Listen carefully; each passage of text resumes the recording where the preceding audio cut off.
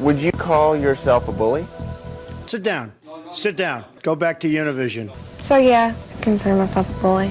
Knock the crap out of him. Like to punch him in the face. Is bullying always physical, or is there also an emotional, like name-calling element to it? They're bringing crime. They're rapists. When you do that, what's your goal? To piss him off. He's a war hero because he was captured. I like people that weren't captured, okay? You're picking somebody you know you can dominate, right? Yeah.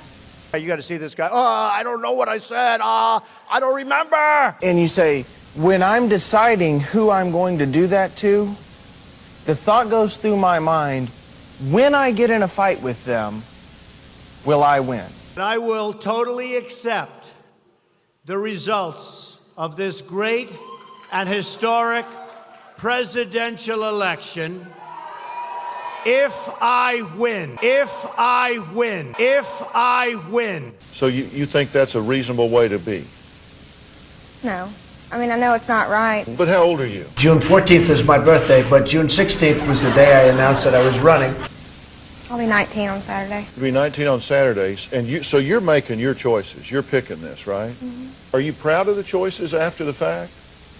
I mean, do you like strut around and say, I'm like a big deal? Yeah.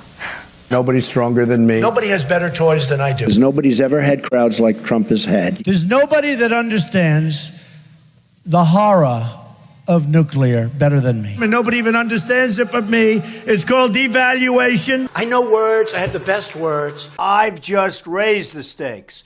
Trump stakes are the world's greatest stakes, and I mean that in every sense of the word. The sale of the uranium that nobody knows what it means. I know what it means. So you get a payoff for it. And I'm going to tell you, everybody at home, everybody here, let me kill a misperception right now. Because the misperception that most people have is that bullies are really low self-esteem, and so they're doing this to build their self-esteem, and that is not true. Research tells us that they are extremely high self-esteem people. I have so many websites. I have them all over the place. They are arrogant people. I'm really rich. I'll show you that. And they get constantly fed by all of these people who kowtow to them because they're afraid they'll become the next target. Our press secretary gave alternative facts to that, but the point remains. Wait a minute. Alternative facts? Look, alternative facts are not facts. They're falsehoods.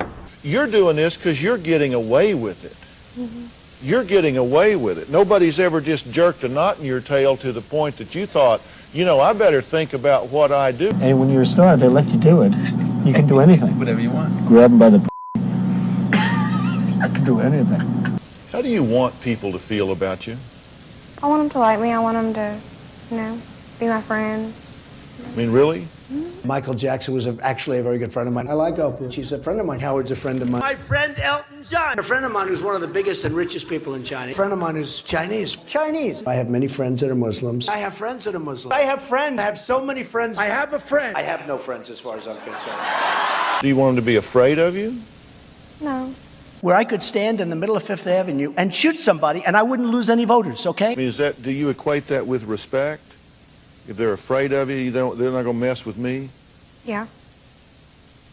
But is it possible that they wouldn't want to mess with you because they liked you or admired you?